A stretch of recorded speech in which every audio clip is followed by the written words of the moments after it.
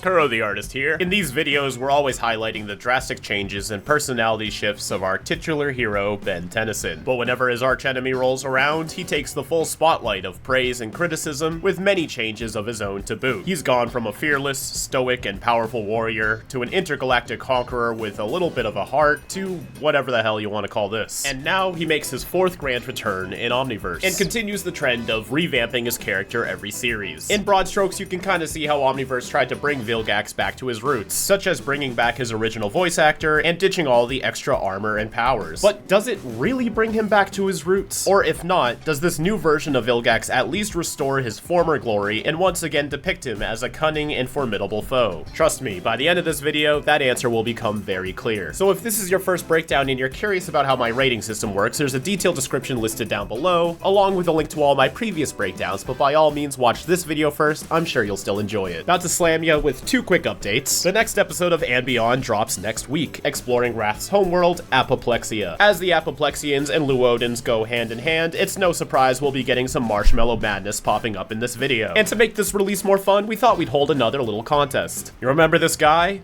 This is him now. Feel old yet? Introduced alongside Wrath as Tiffin, it was eventually revealed that Tiffin was just the term for an adolescent Luodan, not exclusively his name. So if you want to help us pick out a name for this little guy, check out any of our social media posts linked down below and comment what you think his name should be. The winner will have their name officially canonized in the Five Whale universe and receive a special thanks at the end of the And Beyond episode. Also, I finally got a chance to put together that Secret Saturdays interview with its creator, Jay Stevens. You can check that out over on our second channel, The Rust Bucket, which is also linked down below. Now on to the breakdown. On March 2nd, 2013, Len Uli gave us the episode Vilgax Must Croak, premiering on Cartoon Network. Ben and the plumbers are transporting Vilgax to Inkarsicon, a prison recently cleared out exclusively for Vilgax's captivity. But the incursions, continuing their intergalactic conquest, decide to target Vilgaxia, Vilgax's home world. Atea also makes her way to Inkarsicon with her own special group of bounty hunters to execute Vilgax, hoping that his death will ensure their victory over Vilgaxia.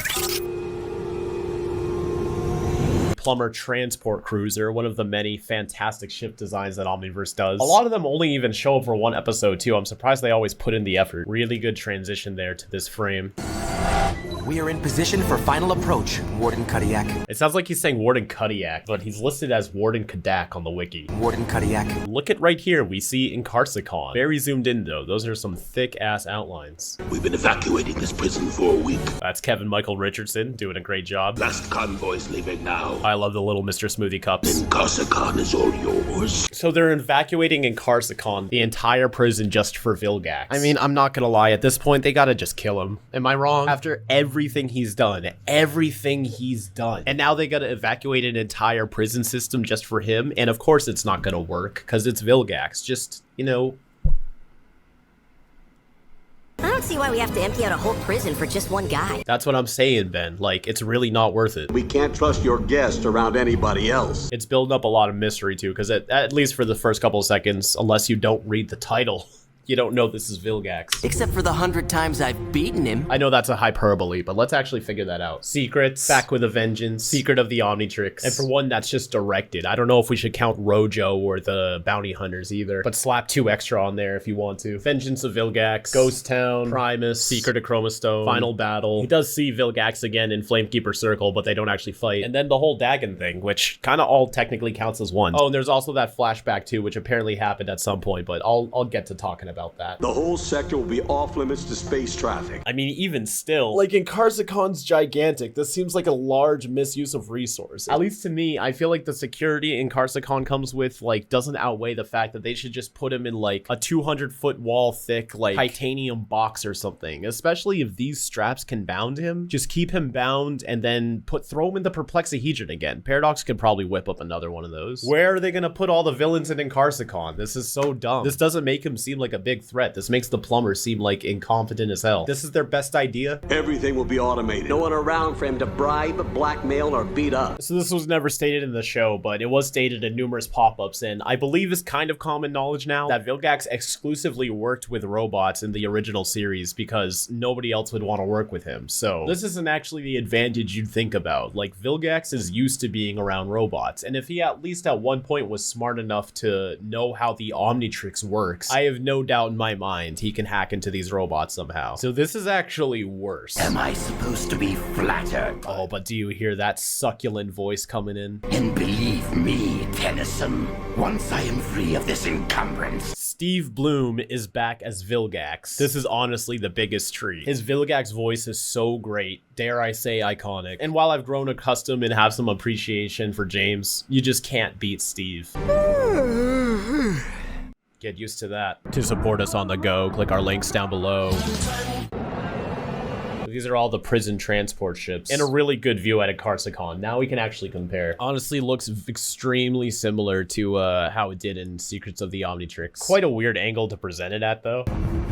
That's such a great ship design though. All communication is blocked once you cross into the prison's blackout field. It is kind of cool how many precautions they're taking though, like getting rid of space traffic, automated this and that, radio blackouts. It's like, all right, I can see what they're trying to do here, but I'm not taking it back. This is a dumb plan and it's not going to work. And the fact that all of them even think this is a good idea is ridiculous. This shows they haven't learned a thing and they deserve what's coming to them. Oh, also, this is the first appearance of Hobble, isn't it? Shout outs to my man Hobble. But who else is here?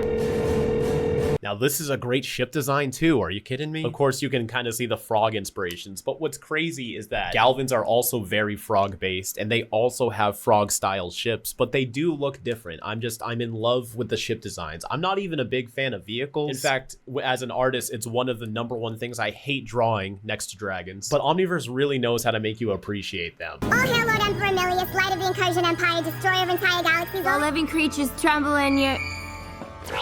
We never get past that part. And we are back to Atea. This is perhaps one of the last seasons where the seasonal arc is actually stretched across multiple episodes. Starting with season 4, it's always like one setup episode and then a 2-part finale. What you doing, Daddy? Cannot hail me every time you're bored. I just surrounded Vilgaxi and demanded their surrender. So they're using Vilgax's capture as a way to take over his planet. We do see a planet here and here, but like, where is Vilgaxia? All of the ships are kind of going this way, like towards the center, and there's nothing there. Although, yeah, when I look at this photo of Vilgaxia, I do see it, the orange and the blue planet. It's just weird seeing all the ships heading towards nothing. You'd think they'd either have all the ships heading towards the planet or like put the planet's background in the center. This just looks off to me. These Vilgaxians are tough, nearly as tough as us incursions. Not as tough as one ectoneurite though. Which means as long as their leader's around. Also, this is implying that ever since the whole Dagon thing, Vilgax just went back to ruling his planet, and this is like picking up right after the whole Dagon thing. But like, it's just kind of weird the time in between. So I'm assuming that Vilgax has just been captured this whole time, and only now are the incursions trying to take advantage of it. But in between the ending of Ultimate Alien and where they are now in Omniverse, a previous episode has already implied like at least 2 months or so has gone by. So like, what were they doing with Vilgax this whole time? Has it taken 2 months for them to come up with this dumbass plan? I don't know, man. This is already off to a really weird start. First thing we do is demoralize him. By getting rid of Vilgax. And with him out of the picture, their whole system falls apart. See, they get it though. They're like, let's just go fucking murk them. This is what the plumber should be doing. Don't get it twisted. I am talking specifically, exclusively about Vilgax, with the terrible things he's done and the intricate history he's had with Ben, the plumbers, and the galaxy. The incursions get it. I'm on their side for now. Well, I mean, the Vilgaxians don't deserve to be taken over by the incursions, but they should kill Vilgax and then Ben should go defeat the incursions. They're really jumping through a lot of hoops for no reason. And just to get this out of the way, before we get the whole, oh, Ben and the plumbers don't kill their enemies thing, come on. We're 174 breakdowns in. This isn't that kind of show. Attention, Vilgaxian scum! It seems like this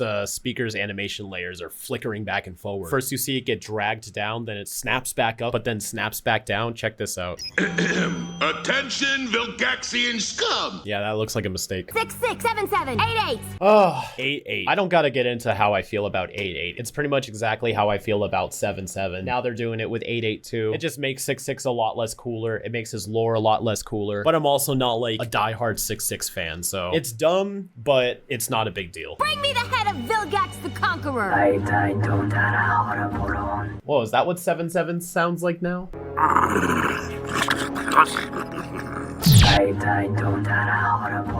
And of course, because it's Omniverse, they gotta slap tits on it to let you know that it's female.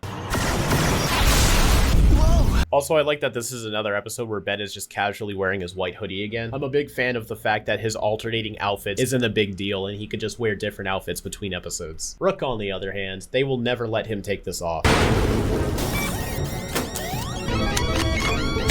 That's kind of funny. Although it didn't really do much, they still crashed.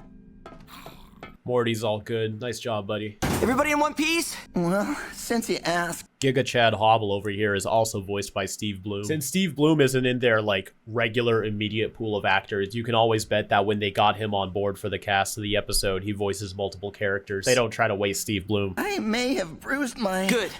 Wow, Ben. He was just asking out of obligation. You could have said anything and he just doesn't care. Y'all have to get off this ship, Vilgax included. Now run! I I know it looks different, but I'd like to believe these are the same kind of cuffs that they got Kevin with in Ben 10 Returns. And if you do try to escape, those shock manacles will give you a little reminder. I do like how Ben's enjoying his control over Vilgax. Now, I feel like this shot right here is the perfect opportunity to talk about his Omniverse design. I'm not a fan. Now, I know I've been super negative about this episode so far, but I'm also just trying to be real with y'all. Plus, for all the Omniverse fans out there that are always like, oh, but UAF, just go back and watch some of those breakdowns. Like, side note, I was actually watching some of my older breakdowns, and damn, I really ripped into UAF pretty hard, so I don't feel bad about doing it here. I don't like any of this. Well, that's not true. I like the little beard thing right there, and I like that he's got two prominent tentacles, but the forehead thing is weird. The head side things don't look great. I don't really like the color. I don't like the swirls on his arms as opposed to the tentacle things. I do like how tall he is though, and I do like the splotches on his skin, but overall this is a pretty weak design. It just doesn't scream Vilgax, you know? And Omniverse is really starting to overuse these little nub things here too. I'm being a big hater today. I don't know. I'm in a mood. But also, it's true. I'm not trying to sugarcoat things for this breakdown. I'm tired. This is not a great design. Strictly 3 out of 10. That was a pretty good transformation, though. Like, going back to the morphing, look how his sleeve turns into the cuff around Kickin' Hawk's arm. That's a great move. I like how they're incorporating the outfit. Yeah, a lot of great decisions in this transformation. And it did the UAF thing, where the Kirby dot background fades into the real background. I missed that. That's nice. Buddy, hold your breath. You know, when everybody can survive in space, it makes it a lot less special. So the fans blow them down to the ground. That's neat. Hey, Willem scream. I am tired of you! Then kill him! You were gonna kill Kevin. I had nothing to do with that attack. If they destroyed the ship, I would have perished with the rest of you. I mean, would he have really, though? How many times has this man been thrown into space? I don't know if he really believes this or not, or if he's just trying to manipulate them, but that's just straight up not true. He has a point. No, they're buying it. You fools. You actual fools. Not buying it, Vilgax. You do anything to get free. Hey, there we go. All right, first smart thing you've done all episode, Ben. Though I still feel like it's a little bit weird, though, because Vilgax really wasn't responsible for Atei attacking the ship. He's telling the truth. So why is he trying to lie and manipulate, spinning the story if he wasn't behind the attack, saying he wouldn't have survived in space if he wasn't responsible for the attack, but he also would have survived in space? So, like, is that just bad writing? Why did he say that? Oh no. I like how they have their own weapon stylings, though. This is a weapon we actually seen 6-6 use in the classic series, and I think his action figure also came with it too. The weird morphing hands, which is accurate to his character, and 8-8 just holds a gun, because, you know, why is she even here? He's just kind of holding a gun too, but, you know, he's got the wrist thing at least. But despite all these different weapons, they all do the same thing. Hey folks, just want to take a few seconds for you to stay in the loop. Tired of waiting so long for our videos? Well, you can help speed up the process. You can join either our Patreon or YouTube membership down below to help us make more Ben 10 breakdowns, episodes of And Beyond, and 5 Whale the Motion Comic, along with everything else we got cooking. Rewards include shoutouts, special channels and badges, exclusive live streams, my Making of Video Diary series, a secret Minecraft server, access to our project files, and more. You can also come hang out with me over on Twitch, where I draw commissions and interact with the community. And if you're enjoying this video, please leave a like and help us feed the unyielding, relentless bloodlust known as the YouTube algorithm. Now, back to the video. Actually, it only hurts when I... Also, just to note that he is wearing the Alpha Squad uniform, so he's supposed to be top dog around here. And let me tell you, if this is what qualifies for Alpha Squad behavior, I've officially lost all faith in the plumbers being anywhere near effective. You could also see Hobble's foot layer clip behind him once he puts them down. Yeah. Oopsie doopsie. Ready to give up? I do want to say artistically, I love Vilgax's expressions, but I can't help but feel this is out of character. He really shouldn't be fazed by any of this. And I'm still trying to look at this through the lens of like if Omniverse was your first series, because for a lot of people it was. If this does a decent job at setting up their lifelong rivalry with each other, and I guess it kind of does. The prison scene tries to hype him up as a big threat. Ben immediately feels hostile and distrustful towards Vilgax, but with Vilgax as himself, at least for now, I'm not really feeling the ultimate pillars of good versus evil here. Because so far, he just kind of seems like some dude. You're toast anyway. Shrimp toast. Shrimp toast. I do not believe that they are trying to free Vilgax. What did I tell you? Oh no, they're trying to kill my greatest enemy ever, who enslaved the entire world, tried to kill me, my friends and family multiple times, and who I just mentioned not 10 seconds ago doesn't care about anybody in this room. How horrible. How horrible. How shall we proceed, Ben? Let him. Now, I have this vague memory of pointing this out in a previous breakdown, but having to cut it for whatever reason. I think it was the hot stretch breakdown, because I remember recording that as a full breakdown, and the file got corrupted, so I had to do it as a quick review. But anyway, I always thought that this was a feature of the Proto Tool, but in all of its appearances, you can actually see that it is not actually the Proto Tool. At first, I thought it was an error, but it's been consistent between this episode, hot stretch, and I even think the first time you see it. So this isn't the Proto Tool. Isn't that interesting? Although in 5YL, I did treat it like it was the Proto Tool, so oopsie doopsie. Why am I not surprised? Well, why is she halting your fire just because he's calling out to you? What? She's like, hold on, the enemy's calling my name. I gotta see what he wants. Also, aren't her eyes supposed to be yellow? If a guy kisses you, do you change into a princess? It's a pretty good quip. Oh, they're yellow here. Okay. Obliterate them! That's a cool transformation. That's a lot better than just the morph we usually get.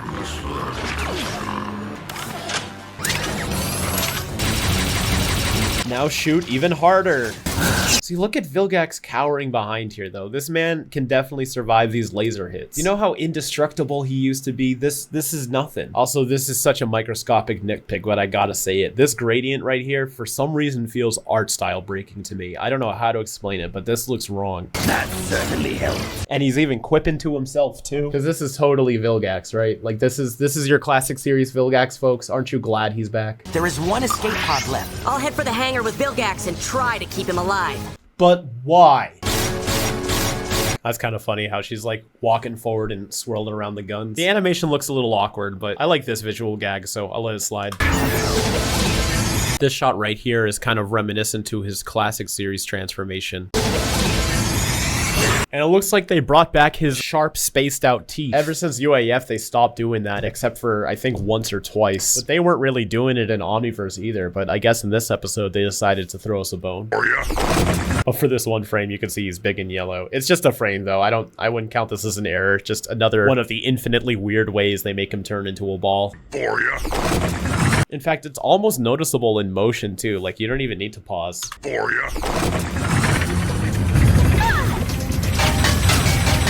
You know, they're all right there, but because of the way they're pacing out these shots, they're making them seem so much further away. How can he knock a Teo over like this and keep rushing forward so far and still not quite make his way to 6-6 except till he reaches right here? Right here, they were right next to each other. Now that's neat. I need more of this, please. The weapon's cool, but also the arm strength to hold back the Arborian Pelaroda's rotation. 7-7 must be lifted. Yeah, his teeth are back. Let's go.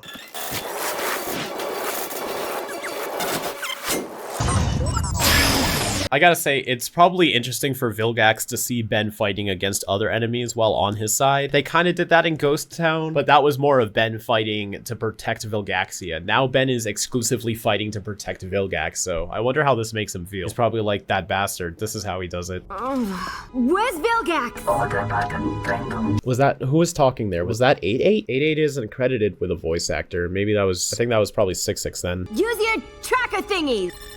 How are they able to track them if there's like a radio wave system blackout? Does this bypass it because they're within the field? And even so, it's not like they're chipped. Is it heat signatures? I'm not being picky about this, right? Like if they're gonna go through all this effort about how high security this space is and literally spell it out for us how all this stuff shouldn't work, and then they're just gonna whip it out and be like, oh, but we still got trackers though. It's like, come on. Does this shit matter or not? 88 with me. Oh, she did that. What? So what made that? She doesn't have a voice actor. Is that just sound effects?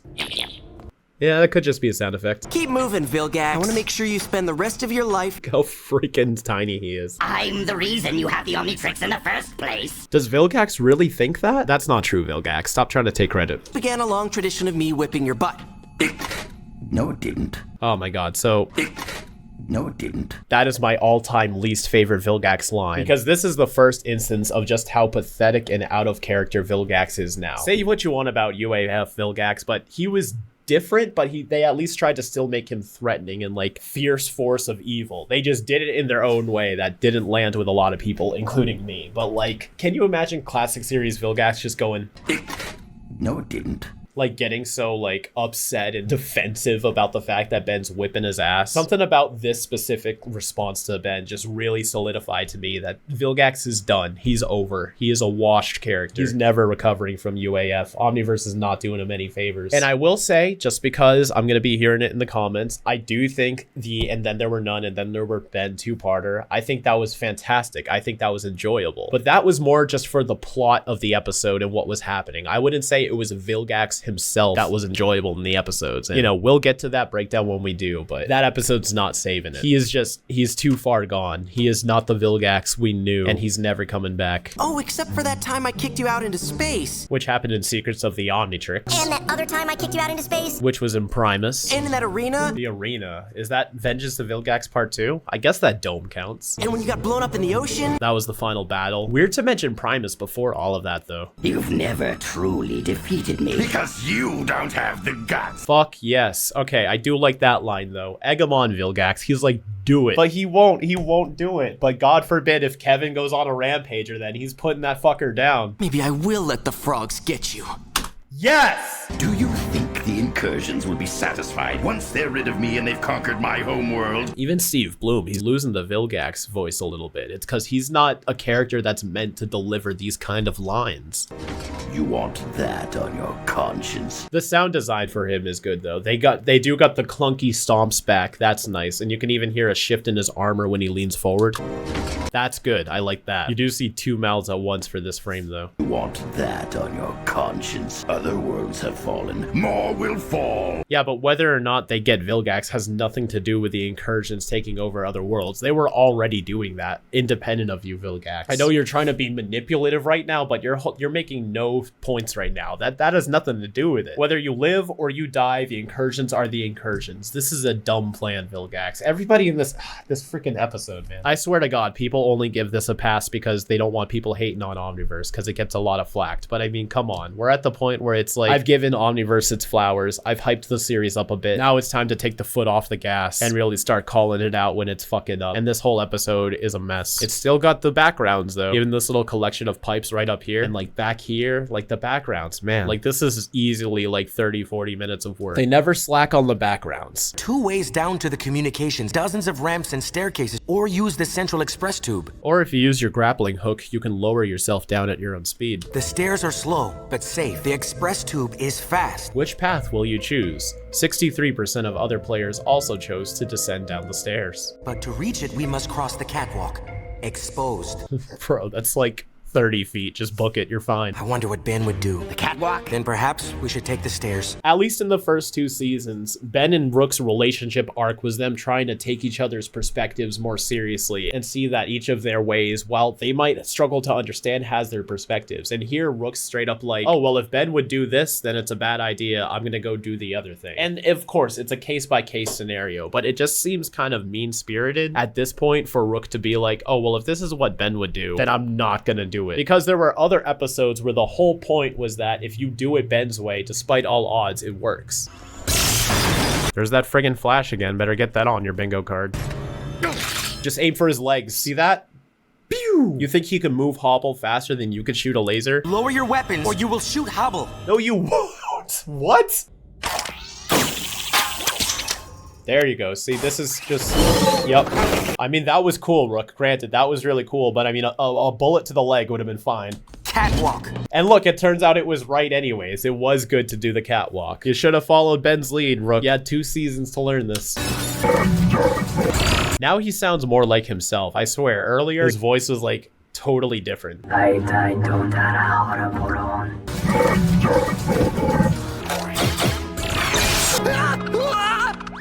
Alpha Squad, folks. Alpha Squad. We are almost there. Look at that. They're already there. What were they bugging about? They really were gonna take the stairs versus this? Oh no. One guy. Two guys. And he's got his tits in bio. That's cute though. This little thing. Oh, if only he had a jetpack. Why are they acting like they're such big threats though? Shut off the manacles. We can fight them together. Nice try, Vilgi. No, what? Oh! And you really think you can't fight them without Vilgax's help? They have 3 laser pistols, and you can turn into a dinosaur. If only Ben had an alien that could absorb lasers. This is so dumb. Hey! You deserve it. Insert Among Us joke. I've got a score to settle with Tennyson.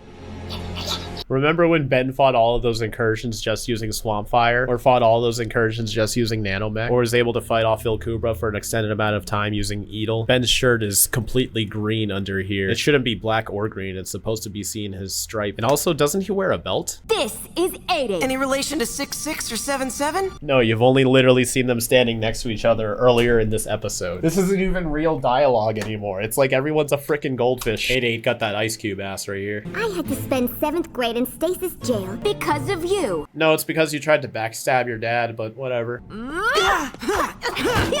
Damn, look at him go! Caught off guard, human form, and perfect athleticism and reflex. And you actually freed Vilgax, you fucking... Who said anything about running? So you ran? Oh, but this one panning background, look at this. Beautiful. I gotta take it where I can. You see this? Can you imagine drawing this? My God. And he just rushes right by it. This is art. Look at him running around so scared though, like they pose an actual threat and he has to hide behind this wall so he doesn't get caught. Let me just play this clip from Secret of the Omnitrix. Silence!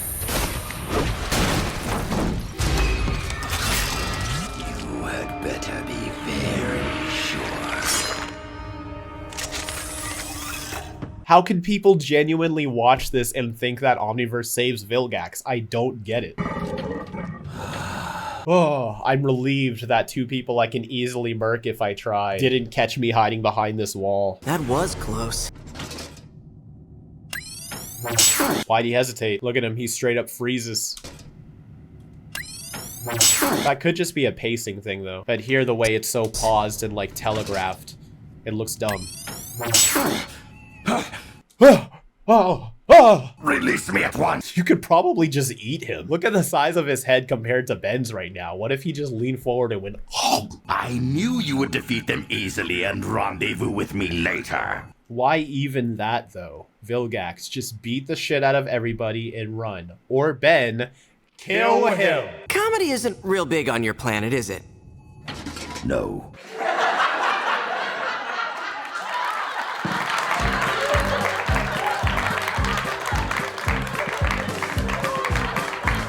What are you going to do? Like you said. Oh my, is Ben shrinking? Look how small he is now. Like even earlier in this episode, first they were like this, then they were like this, now they're like this. It's like the more they regress Vilgax's character, the taller they make him. Maybe that's why he was so big in Primus, because that was Vilgax at his worst. Although this is tie-in for it for me right now. I'm not gonna lie. Let's go. Okay. This is a nice looking area. I like how this looks. Polished off your squad. I beg to differ. Nobody in this episode is effective. And they surrender. Their confidence drops. Now suddenly they think they can't handle anything. They're like, all right, we tried. I don't know. At this point, I give up. Matea's head is super small in this shot. Her proportions are mad weird. You said you saw them fry. It's interesting that they waited till now to show that they were grappling down there, as if like earlier we were supposed to believe that they really did just get killed. Like, of course they survived, but they're doing this as if it's a big reveal. That's just some cynicism though. Maybe some people actually fell for it. It was like, oh no, they actually died, but it's like, of course they didn't. There's your Alpha Squad there. Did he like cheat on his tests? Did he have someone sub in him for the combat exercises? How is he Alpha Squad? How did this happen? Matt Wayne says that he got into Alpha Squad because of his marksmanship. But correct me if I'm wrong, which I don't believe I am. I haven't seen this man land a single shot in this whole episode. In fact, Let's keep our eyes peeled from now on. Every time Hobble shows up in future episodes, when he fires his gun, does he actually land the shots? Let's see. Also, why is he almost as tall as Ben now in this shot? Tekadon Dissipator. Is that dangerous? Only if it goes off. They're drawn kind of weird too. I've been distracted a lot by the characterization, but overall this episode has had some pretty awkward animation as well. I think I pointed out a little bit of it, but I've noticed a lot more that I'm just letting slide because I'm going on an emotional tirade about the characters, but like, I don't know, man. This episode is just lowering the bar in every regard. The series started off so strong too. And they all duck and cover. That was cool though, that big old ripple. Never thought it would be so hard. I grew up without a scar. The only thing standing between me and my destiny is you. And I've always known what I want, just didn't know what came along. We are alike, you and I. We take the universe in our hands and mold it to our will. Back in the days I used to dream about one day a life so amazing, not everyone judging me.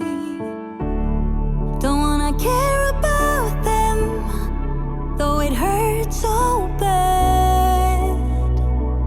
I wanna stay wide open, 'cause if I shut down, it just gives them right. I wanna stay wide open.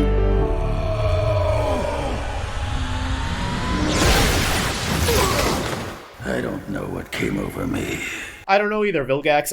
I'm not even gonna say it. You know. You already know. That was the most glorious act of heroism I've ever seen. This is one of those instances where the animation is a lot more exaggerated than the performance. Mutilate them! Jeez. Look at that face. Why were they all ducking too? They were acting like it was such a big thing and it's just a laser but bigger. Like it's literally just a bigger laser. This whole episode is Laser City. Please, Raph. Nope. Grav-attack? Jesus. Now Grav-attack is like undeniably weird looking. Like you don't even have to have like the animation eye to see this. This is wild. I guess. And his voice is mad weird too. Hit the dirt! I think this is the first episode where they changed his energy to green as well after it was blue for a while. I actually kind of like the green though. I don't really have a preference. I'd be fine if it stayed blue, but I don't mind the green. 8-8's got like a crazy strong grip. He flings all of them into the air like nothing, but somehow 8-8's holding on. I just realized in this episode, he turns into both aliens that has a spherical form. So this is actually a pretty crazy feat. The fact that he's bending lasers or light or whatever, or plasma, whatever you want to call it. The fact that he's taking their bullet material and swirling it around because his gravity is that powerful. That's wild. And also artistically, it's neat that you can see the lasers swirl around him as well as the smoke independently. And that untransform animation is pretty neat. Not perfect, but it's pretty good. Yeah, somehow... Oh my god. Somehow 8-8 is like resisting all of this. Her grip strength is more powerful than this planet. Dude! Or dudette, I guess. You can call her dude. Dude's gender neutral. Haven't you seen Good Burger?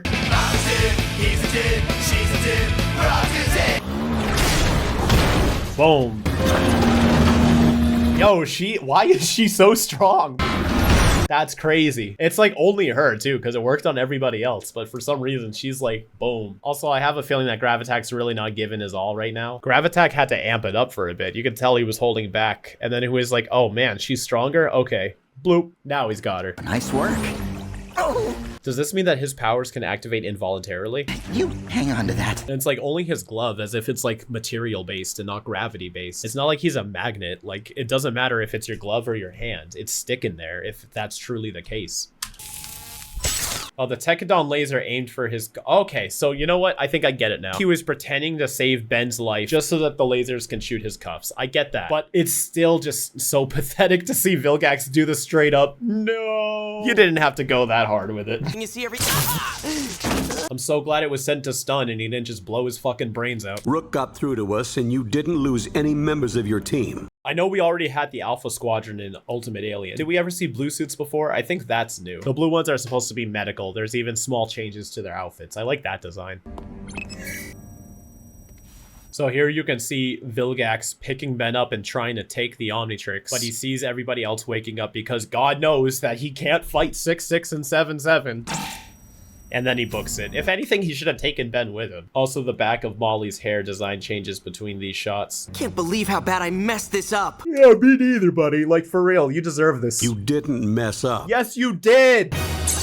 That's too bad. So she's got a full body hologram now. That's interesting. Usually it's just the square screen. Once word got out that Vilgax got away from you, his home planet put up such a fight, I had to retreat. Wow. So I guess the Vilgaxians can defend against themselves. Against Ghost Freak's reign, though, with them being able to straight up possess you, I can see why that'd be an issue. But knowing that Vilgaxia is strong enough to defeat the incursions even without Vilgax's guidance is something to note. I'll make it up to you. You have no idea. Sets up a little bit of Atea's eventual betrayal of her father again. All right, folks, here we go. This episode was bad. It was so bad. The idea of evacuating all of Inkarsakon is ridiculous. The idea of doing that just for Vilgax is ridiculous. The fact that 6-6, 7-7, and 8-8 was literally all Atea took with her. Not even the rest of her incursion army, mind you, just those three. And everybody was acting like they were such a big deal was pathetic. Vilgax's character was assassinated worse than it's ever been before. And this all comes down to the fact that Ben has had no problem with killing so many of his other enemies before, most notably Kevin, yet won't do it to Vilgax. This episode gets a 0. I don't care. I do not care. You can fight me as much as you want in the comments, but based on the entire spectrum of how I've been raking these breakdowns, 174 episodes, this is fair. This is not getting any leeway from me. This is wild. This is absolutely wild. Characterization is 1. It gets a little bit because it does touch on a little bit of Ben and Vilgax's relationship, and I do like how Vilgax, some of the moments he was acting pathetic just to be able to get his edge on Ben, but it's not enough. Most of the time he genuinely just was that. Hobble being an Alpha Squadron is an insult to the plumbers. I don't care if it's funny or not. It is. And everybody else in this episode, I just have nothing to say about them. It was just a whole lot of nothing. Everyone was making terrible decisions. This is not good. Visuals is a 2. I like the backgrounds and some of the animation was great. That's it. Both with the incursions and with the Vilgax episodes, you can get away with watching both of them without seeing this. This doesn't add anything to the Frogs of War art. And the next time you see Vilgax is during the big 200th episode 2-parter. And I would argue it makes more sense for that to be his next real appearance than this. Then it would seem like after the Dagon thing, he got away, disappeared, thought through his whole plans, time traveled with Eon for a few years and set that up. This episode just makes him seem like a schmuck. This is Omniverse's first reintroduction of Vilgax, and it does lay the groundwork for what it's really gonna be like for them going forward. But like I said, both the Frogs of War and Vilgax's storylines, this contributes nothing to it. Literally nothing. This is so skippable. I'm just giving it some points. It's nice to see Vilgax before all of that. And the more you see Atea, the more the Frogs of War does feel like it's stacked up, but there's nothing here that happens that's mandatory. And it does introduce Hobble, but like, whatever. And entertaining, I'm giving it a 1. The second you see Vilgax again, that's about it. You're like, oh, hey, Vilgax is back. And that's it. That's all this episode has to offer. They don't do anything with him. They don't really do anything with the fact that 8-8's now a thing. She's just kind of there to be a third body. In fact, she could have just not even been there. This episode wouldn't have changed. There's nothing here to latch onto. This is just, it's so bad. I'm sorry. I just can't I can't do it. I can't do this. It's bad. I'm gonna drop this off with a 6 out of 25. Omniverse, they had some stellar episodes. The last one got a 23 out of 25. Remember that? When Omniverse is good, it's good. But this is not it. This is not it. So I noticed that the ships taking away the prisoners from Inkarsakons are actually the same gyropod that Ben used in Soto. So that's a pretty good callback. And here 7-7 had very similar arms to 6-6, even though in UAF he had different blue-colored striped arms. And while I was hating on Vilgax's dramatic no to jump in the way of Ben, it'd only be fair to mention he did do a very dramatic no all the way back in season 1 of Ben 10.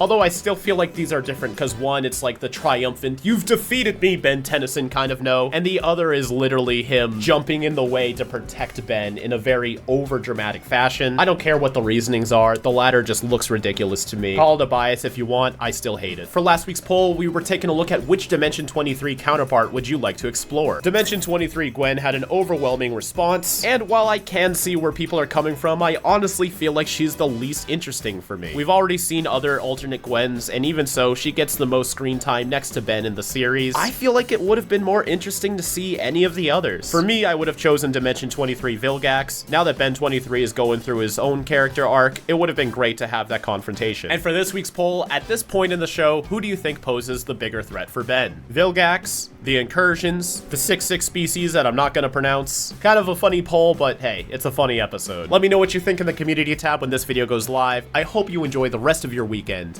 And as always, keep it fizzy. I'm the one they call when someone needs to be taught a lesson. Derek? Derek! Derek! It's something personal. Don't fuck with me, Derek! Everything, huh? Yes! Everything! Can't you tell? It's a performance.